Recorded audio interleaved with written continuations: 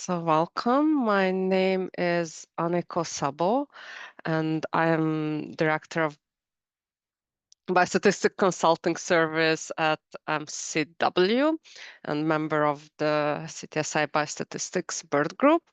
And today I will be talking about walking through an example using propensity scores for analysis.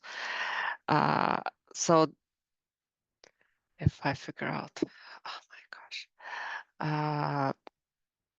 So this talk is supported by the CTSI Bird Group, which stands for Biostatistics, Epidemiology and Research Design, and is directed by Spencer Huang from UWM. And we provide statistical supports for three groups at UWM, one at MC, and two at MCW. The way we provide support through Bird is through mini grants, which provide 4 to 6 hours of support. These are free and they're called grants, and you have to apply for them, but they're pretty much automatically given. And this is like small advice, help with study design, and that kind of support is targeted by that. If you need more statistical support, the Biostatistical Consulting Service has full service support. Anything you can think of statistical, we will do and help you with.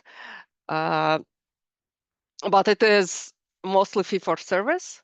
And I have rates there for reference. Those are our internal rates.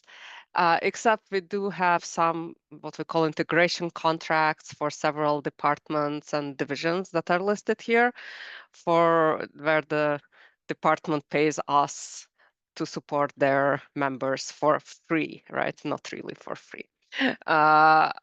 But you can apply through, in any case, through the iLab website, and I have there the link. So this was kind of like just a short introduction to what burden is. And now we'll switch to the actual topic of the day. And so the basic plan for today is that I'll walk through the details of an analysis for a causal inference question using propensity scores. So we'll talk about how to build a causal graph associated with the research question, identify what we actually want to estimate, specifically how to create the analytic data set, with a side discussion on complex surveys, because this will be a complex survey data set, how to compute propensity scores and inverse probability of treatment weights, evaluate balance, then how to analyze the data that you get. And I will be showing our code, not to go in a great detail, but just to like the general ideas how it works. Again, so this is a little bit, previous topics were on this in this series were more theoretical. This is really like the nitty-gritty of how you are going to do a propensity score analysis. So originally, I wanted to present a data set analysis that I've done and published, but it turns out none of them are public data. And so I've wound up using published papers that does use published data.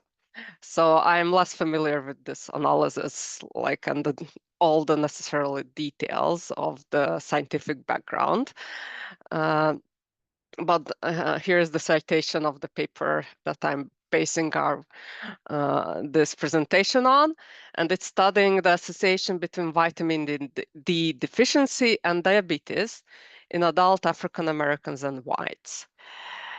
And so I'm not reproducing the results of their analysis, but I'm kind of inspired by what they are doing, okay? It's not exactly the same. For example, I'm using different years of data and some other differences. So the research questions this paper is raising is whether vitamin D deficiency is associated with diabetes. And the idea is that why it might be so is that vitamin D is known to increase insulin sensitivity. So if there is not enough vitamin D that could lead to insulin resistance, which could lead to diabetes. And their secondary question is this association, if it's present, the same for African Americans and whites? Because there are lots of differences, at least both in vitamin D deficiency and diabetes between these racial groups.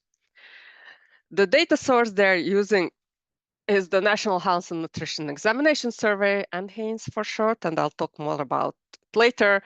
And they used actually earlier data than this, but I pulled the 2017-2018 data. That is the latest release that has all the required variable. I assume when they were working on their paper, this data was not quite fully available yet for them. So again, trying to think about our causal question, we have vitamin D deficiency, which they define as serum 25-hydroxyvitamin D being less than 50 nanomole per liter, might lead to increased insulin resistance, and that might lead to increased risk of diabetes, which in this paper they specifically define as the glycohemoglobin A1C being at least 6.5%. So it's not self-reported, it's based on the A1C measurement. In terms of causal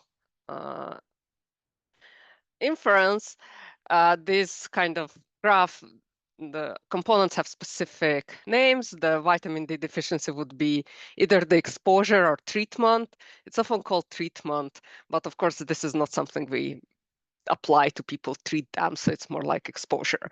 But in this context, the two words kind of are synonymous, so people use both. Insulin resistance would be the mediator, and diabetes is the outcome. Since this talk is really not focusing on mediation, and the paper was not focusing on mediation either, I'll be dropping the insulin resistance, but that's kind of along the way. And there we'll have a later lecture in the series that talks more about mediations. But the one piece that they're really interested in this racial group, and they think of it as both as confounder and moderator. So that's because race is known to affect vitamin D deficiency, in part through just skin color, but probably other things as well. And it's also known to affect diabetes rates.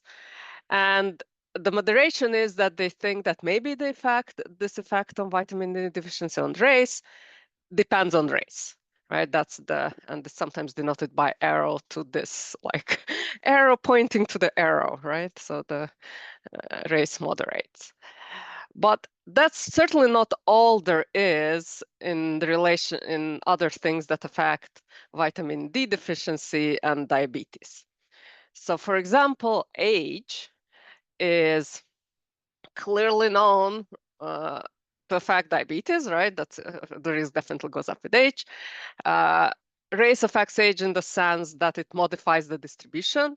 Different racial groups might have different age distributions, and age could very well be associated with vitamin D deficiency. Smoking is a known effect that affects both vitamin D deficiency and diabetes risk. And of course, age could affect smoking in the sense of that the smoking rates are really age cohort dependent, and they might be affected by race. And one thing that's known to affect vitamin D deficiency is probably how much time people spend outdoors. Though I don't know maybe whether it affects diabetes, so I didn't draw an arrow there. That seems to be maybe there is no direct effect. And it is, of course, probably affected by age. And then we have, on the other hand, outdoor time probably impacts how much exercise people are getting, because outdoor time is usually active time. And exercise is certainly known to impact diabetes. And then come all kind of socioeconomic variables. For example, education affects smoking rates, race, education varies by race. It might affect outdoor time. Socioeconomic status is probably affected by education and by race. And it affects exercise. And I'm probably missing some arrows. Other chronic diseases is also an important predictor, certainly, of many of the things like exercise and age affects certainly the presence of chronic diseases, but it also has impact on diabetes risk. And obesity is also a potential big contributor, both to vitamin D treatment deficiency, and diabetes prevalence. And it is connected in a variety of ways with many of the variables that are already there. So trying to figure out the relationship between vitamin D deficiency and diabetes is really tricky because from observational data at least, and that's what we are going to have, because there are so many other things impacting and can confound the relationship, right? So the problem is that all these variables, either directly or indirectly, they affect both the risk of vitamin D deficiency and the risk of diabetes. So if trying to estimate the impact will be confounded. And while the idea of the propensity score methods will be that we don't really have to identify the detailed pattern of interactions and causal effects between them. It's very important that we do identify these variables and think about what are the factors that affect. And I put here some.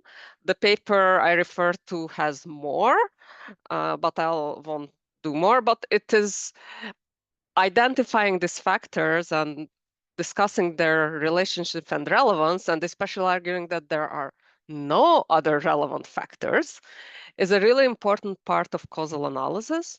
So that's and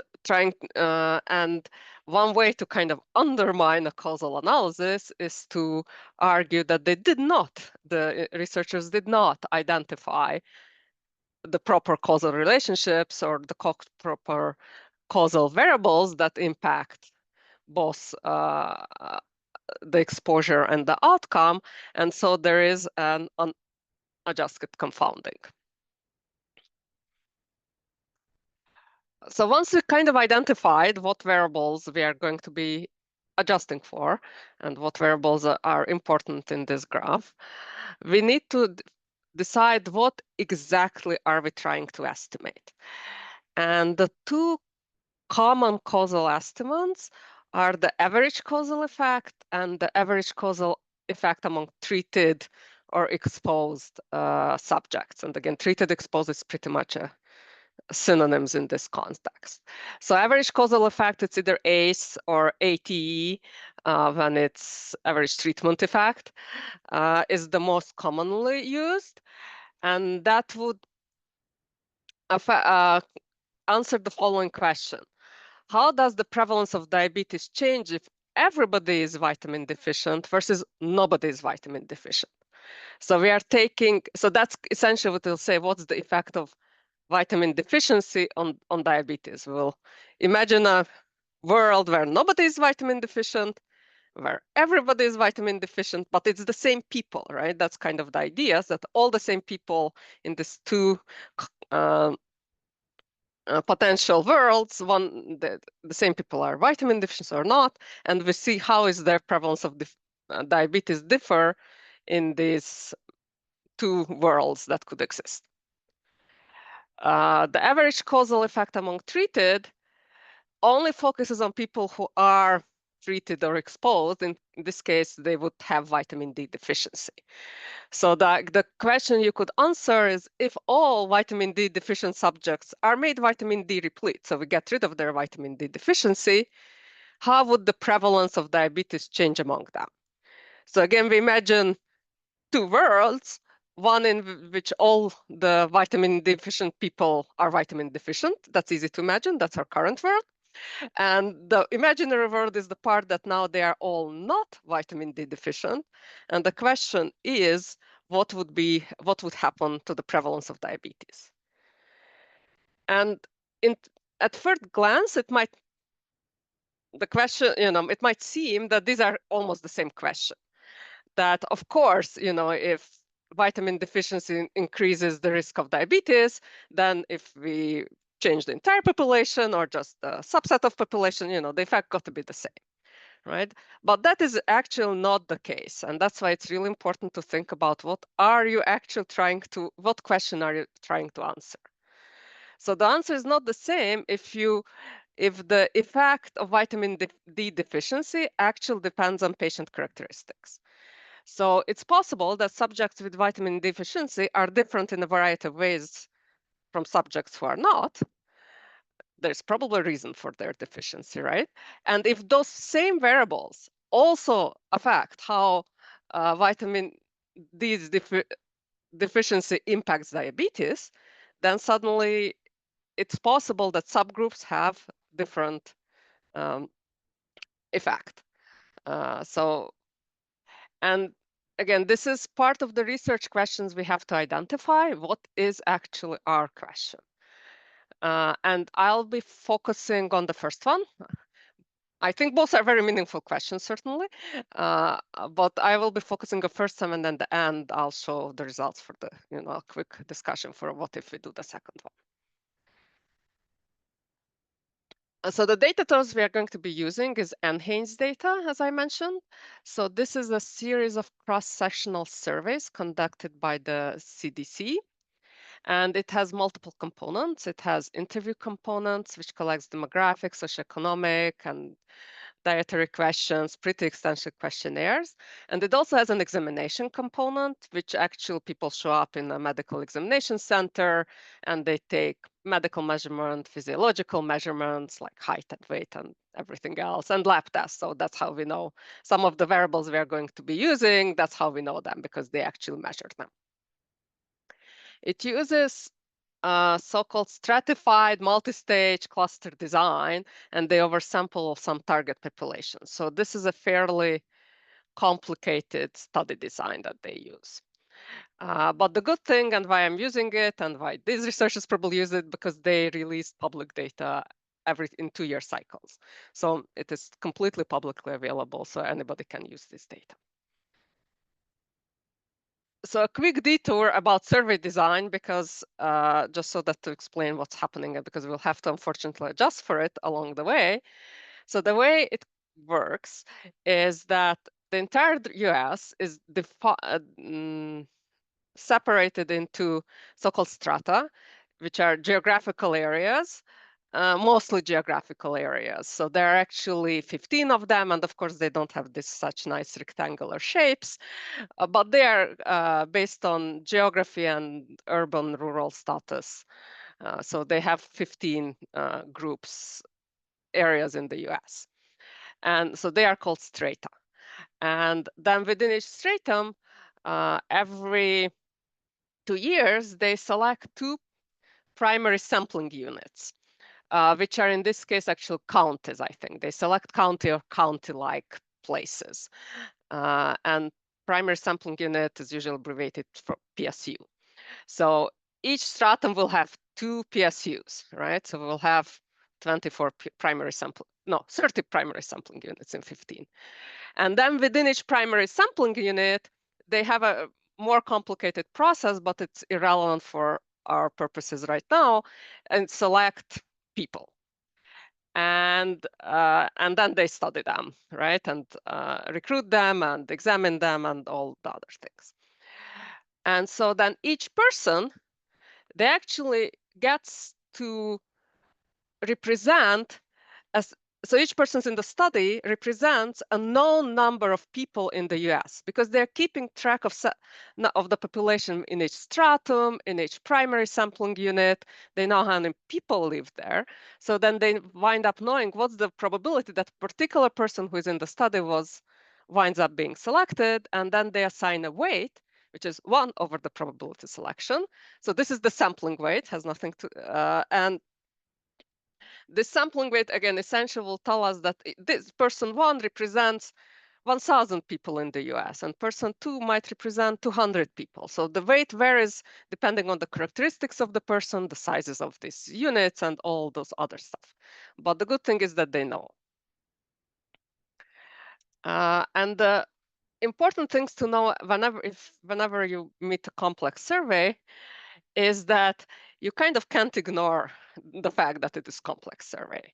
So you need to know the key information, and usually it's what are the strata, what are the primary sampling units, PSUs, and what are the weights. And anybody who goes to the hard work of designing and creating this complex surveys will provide you with this information. So all publicly available national data sets that have complex survey design will have these 3 variables under some name. And you have to use them during the analysis. So the weights are important to get correct population estimates, because you can just average, like, say, the weight of the height, if you want to get the average height of everybody in the US. Because some people had higher chance of being selected, so they represent 1,000 people in the US, and some other person represents 2,000. So you have to kind of adjust for that, and so you need to use the weights. But then to get correct standard errors and p-values, which is usually what we want to do, you actually need to use the other features, the strata and the PSU, which are also called clusters in many software. That's kind of the same thing in this context. And the final thing is that if you are selecting subgroups, so like we will not be using everyone in NHANES, but just a subgroup, for example, age above 20, you have to use survey subsetting, which is essentially, for all of these, the key is you have to use specialized statistical procedures to use this. Procedures that will understand what to do when you give them strata, primary sampling units, and weights. And subsetting is also, you have to do it that way, especially if you're subsetting by a variable that's related to oversampling, and hence oversamples minority populations to have enough sample size for them, but we will be subsetting by that, so that's really important. So going through the NHANES documentation, and again, on what the paper that I'm basing this on used, we can pull all the relevant variables, or at least try to put relevant variables for the ones we think important, right, and appeared in causal graph. We have gender, which I never put in the graph, but obviously we have to consider that. Age, highest level of education, there's a race ethnicity variable, household income to measure socioeconomic status.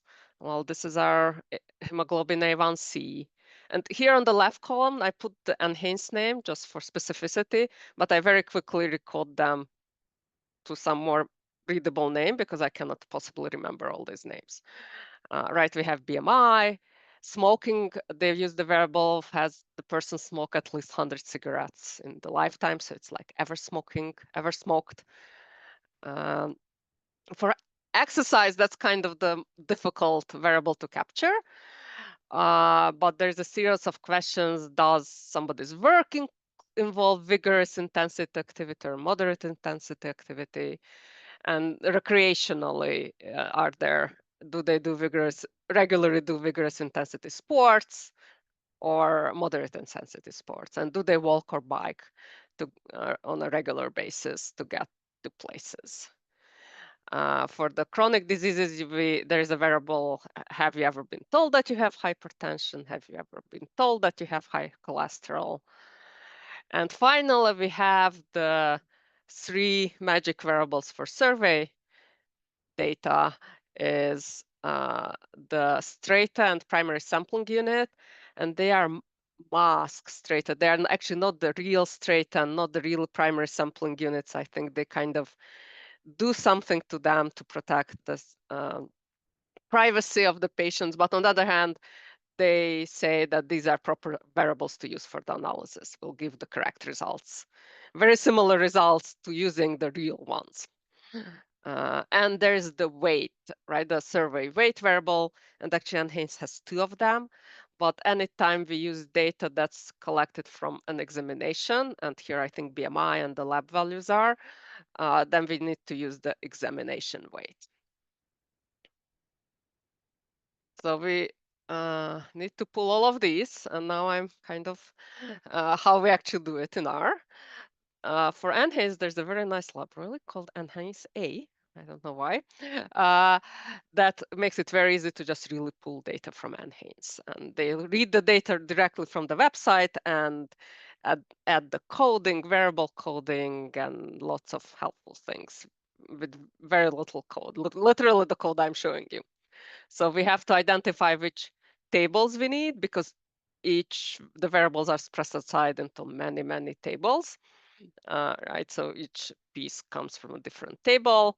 We add like the underscore J to tell it that it's this period, right? Different letters represent different time periods.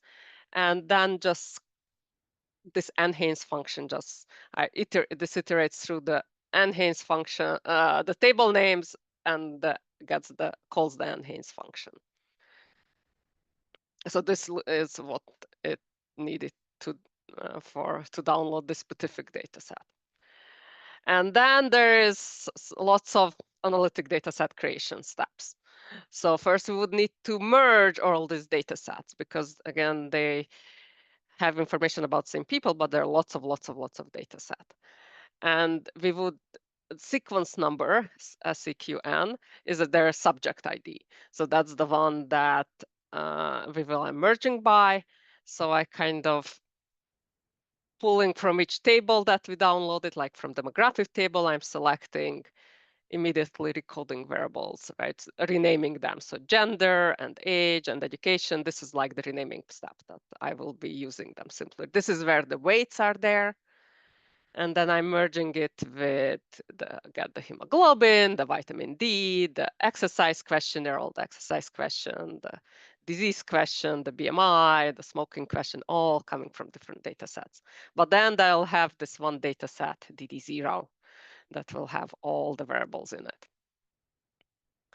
Next up, I will need to create some new variables needed for the analysis, most notably the vitamin D deficiency indicator, which is, again, based on the D25OH, whether less than 50 or not, and the diabetes indicator, right, whether hemoglobin A1C is more than 6.5 or not.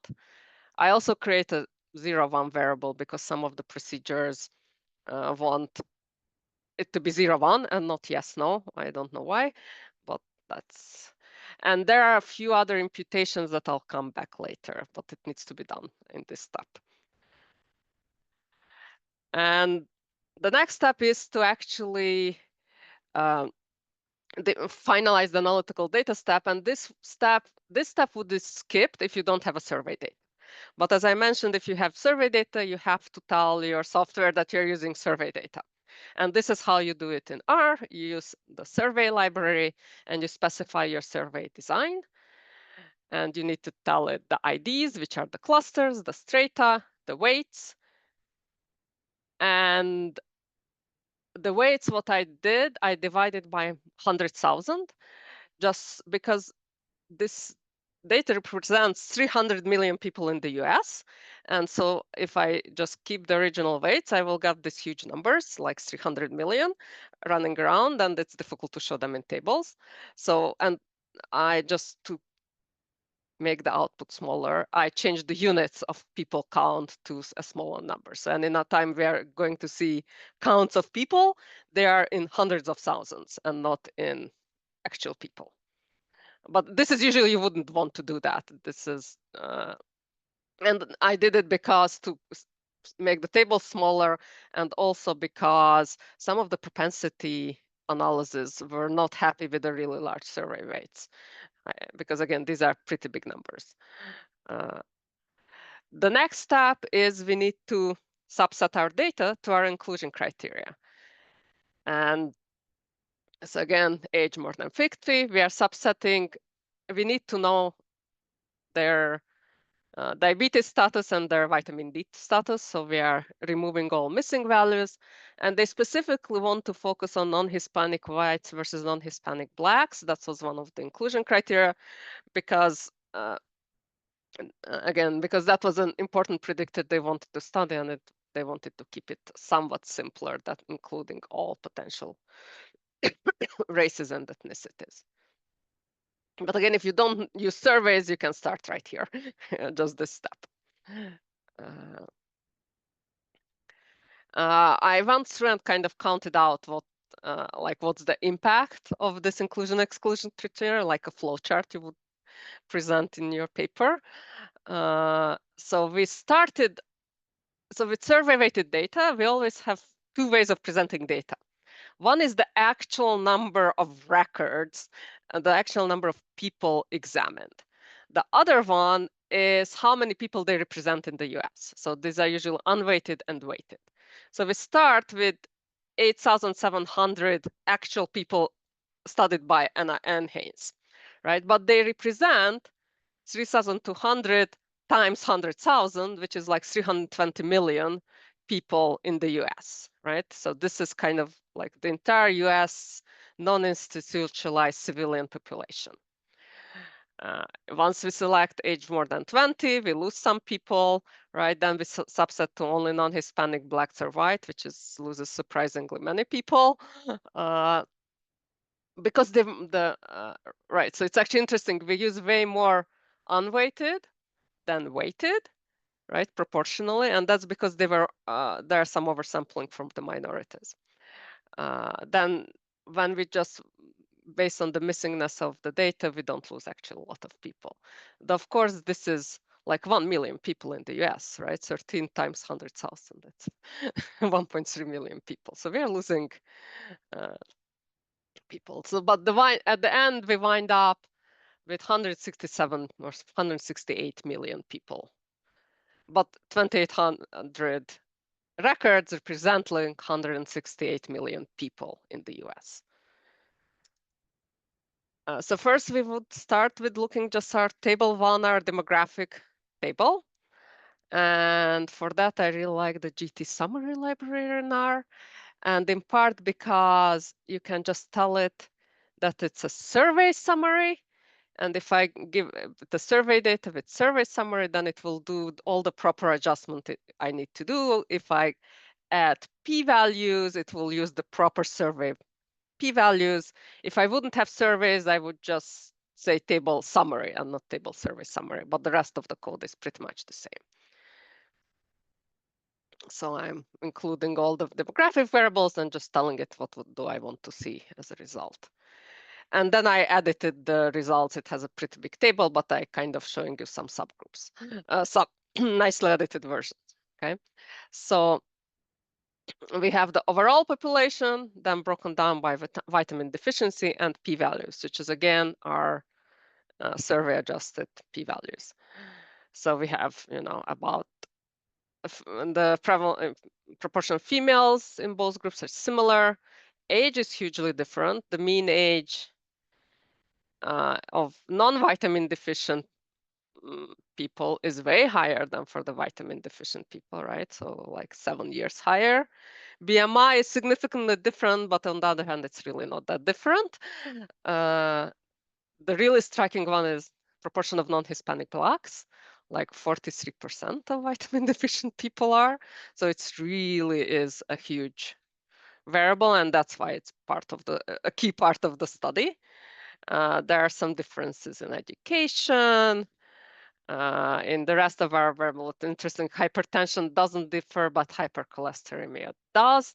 And actually, there's less in vitamin D deficient people, maybe because they're younger, smoking. And so some of the exercise, there's definitely less in the vitamin deficient population. Though it's interesting that the vigorous is the same and the moderate is not. I have no idea how that is, but that's what we have. And this is our diabetes variable. So altogether, it's about 10% of the population has diabetes by this definition that they used.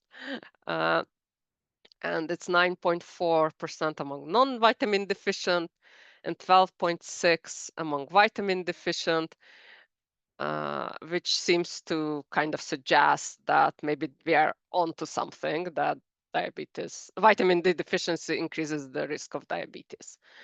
But of course, it's not adjusted for anything, right? So it's kind of just an early indication.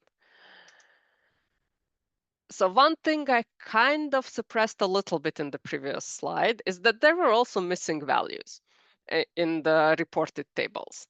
I just didn't show you that. So in general, missing values are always going to be present in your data, especially observational ones. And the exact strategy, what you do with them, might not matter if it's not very common. And actually, NHINS is a really good data set. And usually, like the missingness rate is just a few percent. So, and the missingness might be because it's interviews and people just don't answer the question, right? They say, I don't want to answer. That is certainly is a missingness. Right? We don't know the true value after that. The recommended way generally to treat with missing data is multiple imputation. And the idea of multiple imputation is that to quantify this fact that if missingness is rare, then it doesn't matter those values are. So essentially, you impute those values and multiple ways. And if the result is pretty much the same, regardless of what you imputed, then you're pretty sure and you're confident in the outcome. If the results vary a lot from depending on what you put there, then you're way less confident about your conclusion. But this multiple imputations formalizes that. But I didn't do that for this project. So in part because missingness was pretty low here, so it was not probably really needed, but you never know until you do it. So I used a much more commonly used simpler option. So I removed all observations with missing outcome and missing main predictor, because imputing those, like, it's not clear what that means. So we did that in the selection of the population. But I didn't remove missing values for anything else, right? So I didn't subset the population for missing age or missing BMI or missing anything, right? So I use, for categorical variables, usually it's pretty easy. You can just put in an unknown group. So this is what the code I did when defining variables for household income. I replaced NA, which is missing, with unknown. So that's like I'm putting in an unknown group for categorical variable. And for continuous variables, what we do, I impute the mean instead of when it's missing, but I also create a missingness indicator. So this is what I'm doing with BMI. So the BMI imputed, if it says that if is NA BMI, meaning BMI is missing, then I'm putting in mean BMI of the non-missing values. Otherwise, if it's not missing, I'm just using the BMI value, right? So it's mean imputation, but I also create an indicator, yes, no indicator for is BMI missing. And I'm going to input both in the model simultaneously. And this trick is, what it allows to do is you kind of estimating what is the optimal value to impute. So because maybe mean is the wrong value to impute, but this BMI miss will estimate what's the difference between the value I imputed and the one that actually should be imputed.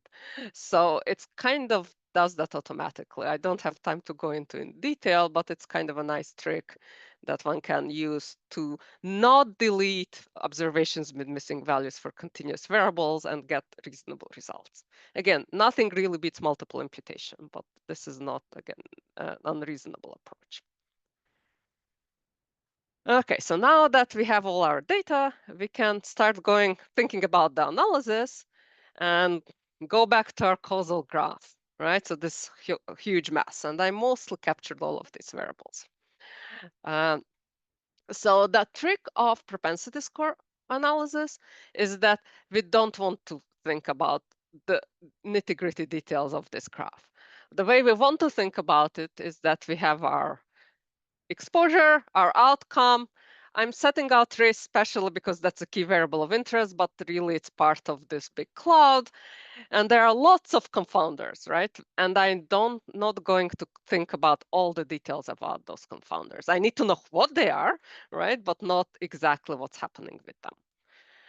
And then I'll insert an additional piece into this causal graph, the propensity score.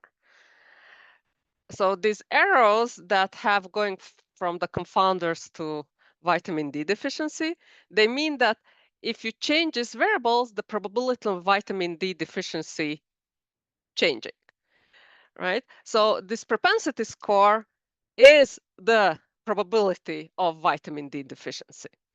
So the way we say that, well, these confounders change the probability of vitamin D deficiency, which is the propensity score, and changing this probability will change the actual observed vitamin D deficiency status. And the good thing about it that causal inference theory tells us that we can block all backdoor path in this graph by just controlling propensity score. We don't need to control for all these confounders individually. We can only control for propensity scores. And that's what we are going to do. So what we'll need to do is to first estimate this propensity score based on these confounders and race, of course, and then use it in an adjusted analysis. And there nowadays lots of nice libraries and functions out there that just do the work for you. So this is the code that's needed to estimate. And there are multiple libraries. This is one specific I used. It's the weighted library. It will fit the propensity score model and get us weights all in one call. So all I have to do is tell what's my exposure or treatment, VDD. If you look carefully, there is no outcome. We are completely ignoring diabetes at this point, right? It's only about the propensity model. So VDD, and I'm putting in all the pieces, all the variables we talked about. And I also put in the survey design feature just as predictors. So this is the stratum and PSU also could be some confounders, again, because it's a survey. Otherwise, this wouldn't be there. I give all the data, and I had to make sure that the survey variables are also there.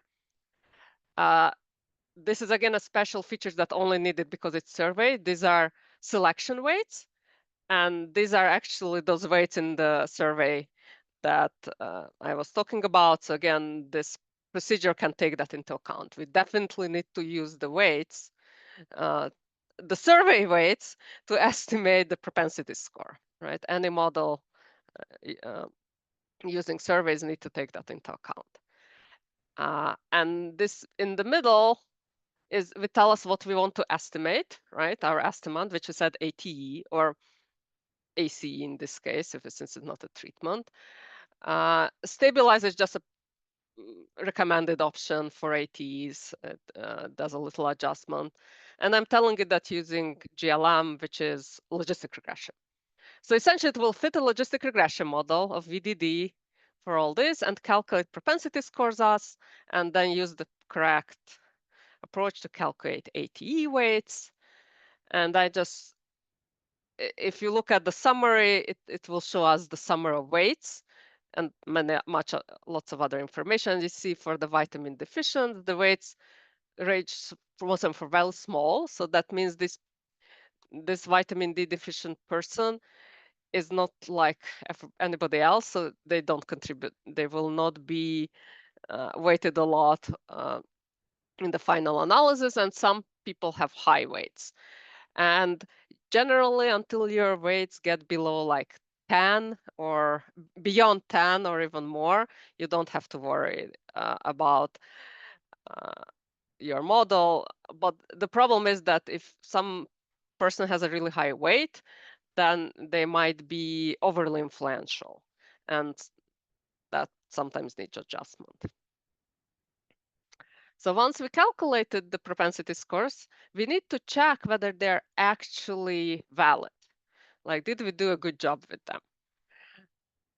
So based on our causal graph, what it means that control it from propensity scores should cut the link between VDD and the confounders, right? Because it's right on the path. And if we control for it, this path is blocked, it's cut.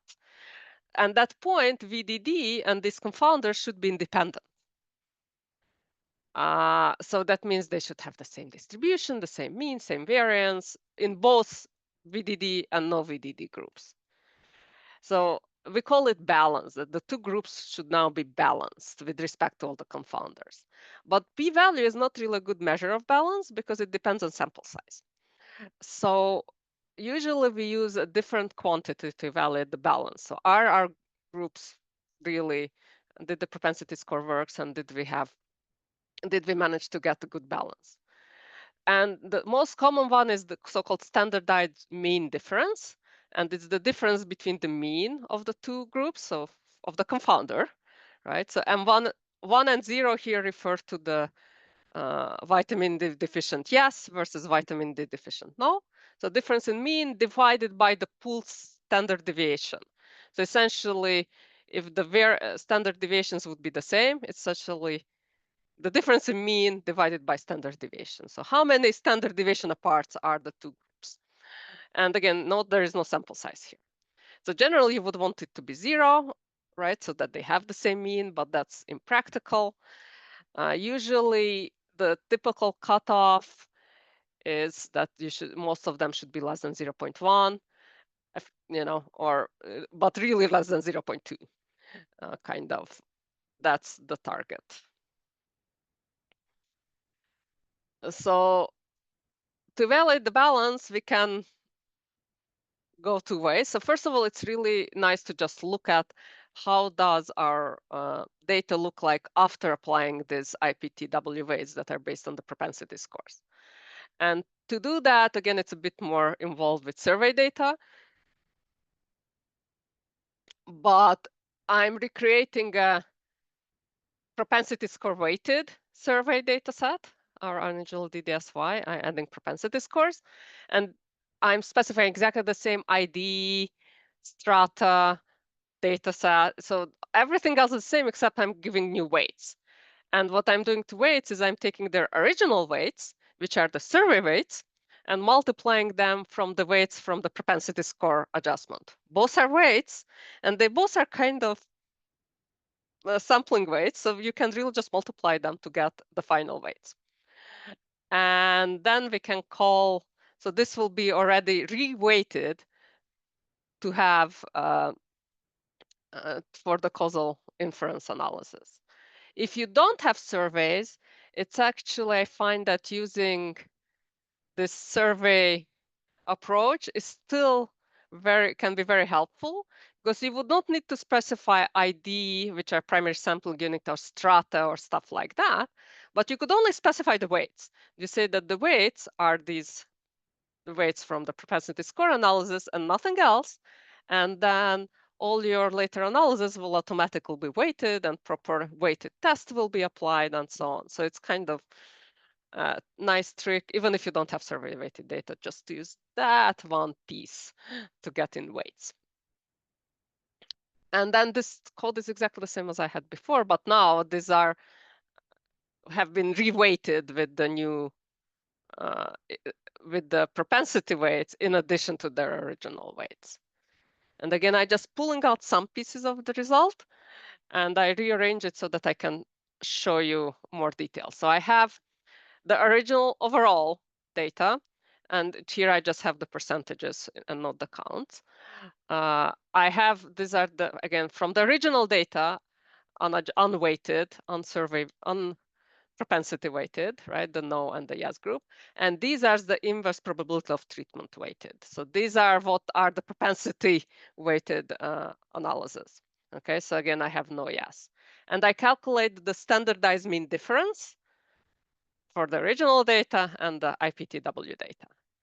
And you can see, so for like female was not really different, right? And the standardized mean difference was not big originally. Now it's slightly smaller, but it's still kind of the same. For age, we saw a huge difference in age, like a difference of 7. and the standard deviations are about 17, so 7 over 17, right? That's apparently minus 0.4. That was a huge difference. After reweighting, you got a really small difference. Non-Hispanic blacks was a huge difference, right? Standardized mean is 0.86. Now it's like 0.03. They really got balanced, right? The two percentages are very simple, and so on and so forth.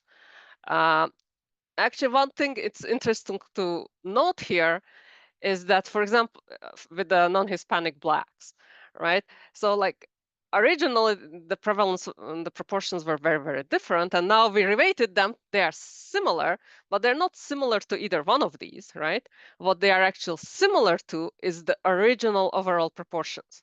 Because what this inverse probability of treatment weights try to do is to make this no group to look like the same as the whole population, and the yes group to look like the entire population. Kind of that's the point, right? Because the ATE, the average causal effect, tries to estimate everybody having vitamin deficiency versus nobody having vitamin deficiency.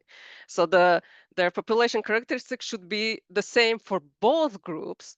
They should be the same as the overall. They will not be identical, but that's what they are getting adjusted towards. So it's not to the no group, not to the yes group, but to the overall. So usually we don't just look at the table, but try to, because I omitted a lot of standardized mean differences. It's usually shown in a so-called love plot, and it's called a love plot because it was first suggested by a Dr. Thomas Love. That was his last name. So it's essentially a plot of all standardized mean differences. There is a vertical line at 0 and the dashed lines at plus minus 0.1. The red points are the unadjusted SMDs. The green points are the adjusted. And what you want to see is that the adjusted ones are really close to 0, hopefully within the limits. And generally, they're always at least closer than the red points, right? And here I have the code that actually produced it from the Cobalt library. This table does the actual table where I took the numbers from, like it prints the actual values, and this makes the plot. We often also look at not just the means, but like the entire distributions, because it's not just the means that should be the same. The whole distribution should be the same. And so it's possible to get this balance plot for continuous variables. So this is, for example, for age. With an unadjusted sample, you see that the vitamin deficients had a peak at much younger age than the non, and now they are kind of similar, right? That's what you want to see. A different plot for education, which is a categorical variable. You can kind of see there were more imbalances. There was especially many college graduates in the non-vitamin deficient group, and now they are much more similar in all the categories. So one should go through the love plot, check individual variables, and so on. So check the balance. So what if we don't have balance? Well, we kind of need it. So we need to work more to make sure we have it. So you can make a more complicated model, like add nonlinear terms. I only had linear terms and no interactions. Or move away from logistic regression to fancier prediction models. And the weighted function has lots of options to pick from for more complicated models, so there is support for it. But you really want to try to get it balanced. The other thing you can consider that maybe if you cannot make everybody look like the entire population, maybe you should be changing the target population. Some of them are simpler to do. Ooh, I have a typo there. So one, we could only look at the treated subjects, right? Then we would say S demand equal ATT. We now said ATE. There is something called the overlap population, and that should be ATO. That will guarantee to produce perfect balance, but it's difficult to define what that population is. It's like the population of people who have similar propensity, and that's a weird thing. There is also, you could think about what it would be if you do matching, and that's called the match population, and then you can use ATM weights. So it's possible to change the weights if there's, but then your inference also changes. It becomes not about the AT, but something else. And to analyze the data, so first of all, we want to estimate the average causal effect, right? So these were in our original data, prevalence of diabetes. This was expected value among no the VDD and among VDD, but this is the observed. Now, the whole point of the causal inference analysis and this IPTW weighted is to estimate the expected value of the potential outcome if nobody has vitamin D deficiency. And so then it turns out these are really just the weighted averages. I had that descriptive table with all the weighted means for everything. If I add diabetes there, this is what I get. It's 9.7% for if nobody has vitamin D deficiency and 18% if everybody has vitamin D deficiency. So the average causal effect is the difference between these two, and that's 8.6%. So, or it's often quantified as an odds ratio because it's a yes-no outcome. This would be more meaningful if we have not a yes-no outcome, but a continuous outcome. For yes-no outcomes, we often do it as an odds ratio. But these are very nice, except they don't have confidence intervals, which is a problem. So to do that, we actually need to do modeling. And the weighted package has this set of regression models. In this case, we'll use logistic regression, so GLM with family binomial, GLM weighted. I'm telling it diabetes depends on vitamin D deficiency, and I don't need to include any of the other variables, but I have to tell it, get this W is where I got my propensity score. This is the object I created to calculate propensity scores.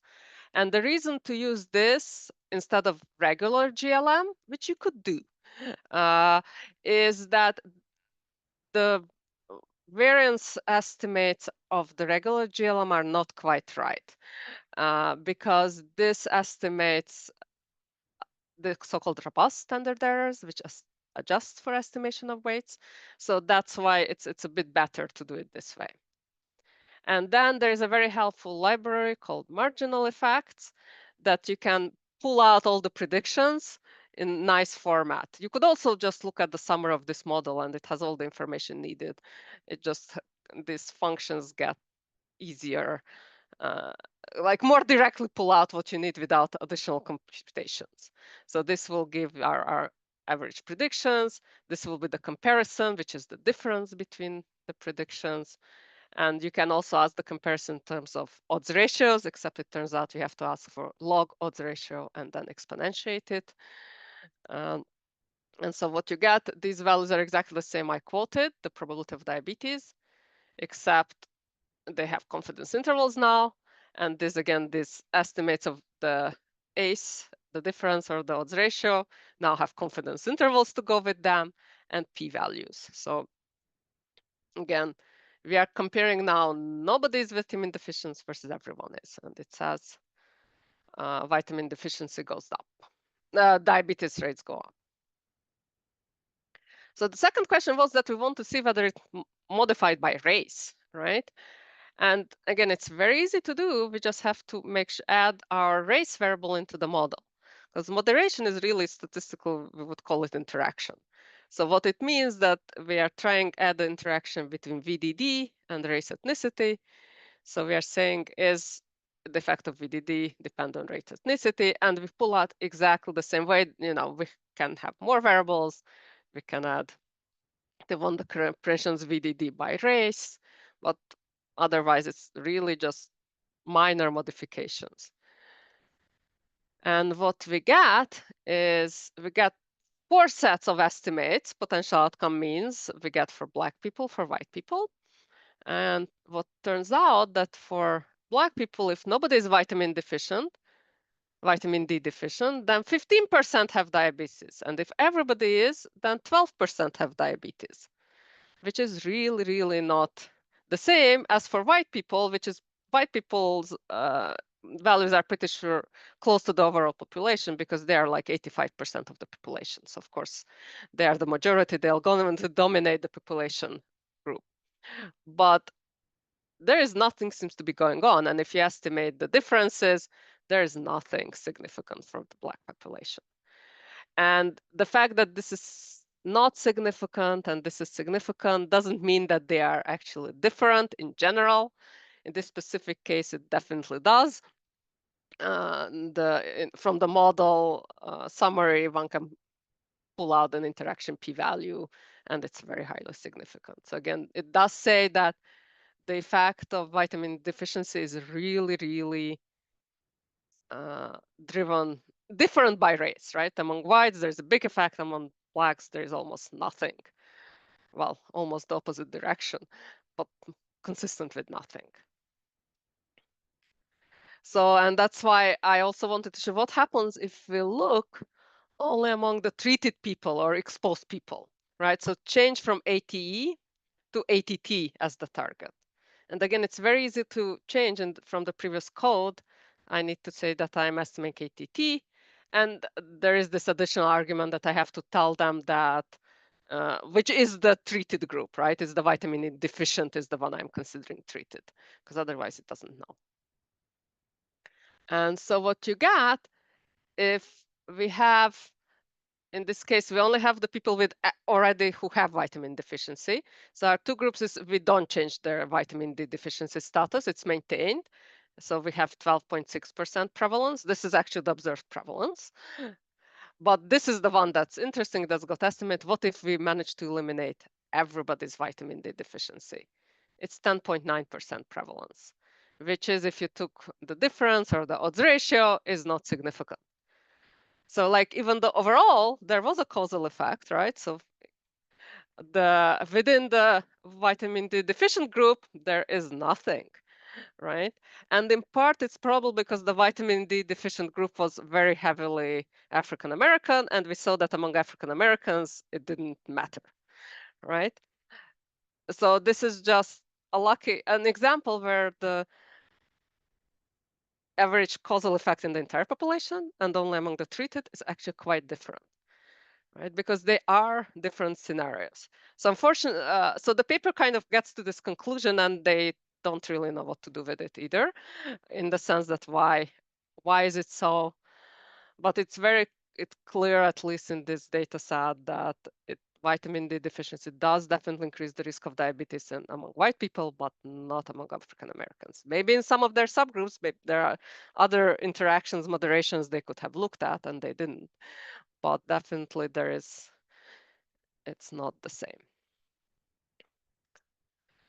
So I know I'm out of time already, but just a quick conclusion, right? So propensity score-based analysis are readily implementable statistical software. I showed you R code. SAS also is very good, and I'm sure others, I'm just less familiar with that. The key difficulties are actually not necessarily the actual propensity score analysis, but the conceptual, like what are the relevant confounders and how they relate to our variables. Do we have variables that measure those concepts? What exactly do we want to estimate? And other thing is that once you go to a real life data analysis, it's also often goes beyond the textbook immediately because they have additional complexities that you need to take into account. So they're missing data. In this case, I had the complex survey design to deal with, which is really not relevant to propensity scores, but in practice, you always have something coming up. So in practice, even though the code is relatively available, implementable, it's always a lot of work because there's just things happening. And that's it for me. So like we'll have 2 future lectures on causal inference about structure equation modeling and mediation analysis. And I have some of my references, the paper that I was inspired by. Again, it's not a reproduction of their work. And this paper that talks about how to do propensity score with survey data. And the rest are really just references for my R packages that I used. That's it. Again, I know we're out of time, but if somebody has questions, I'm happy to answer them.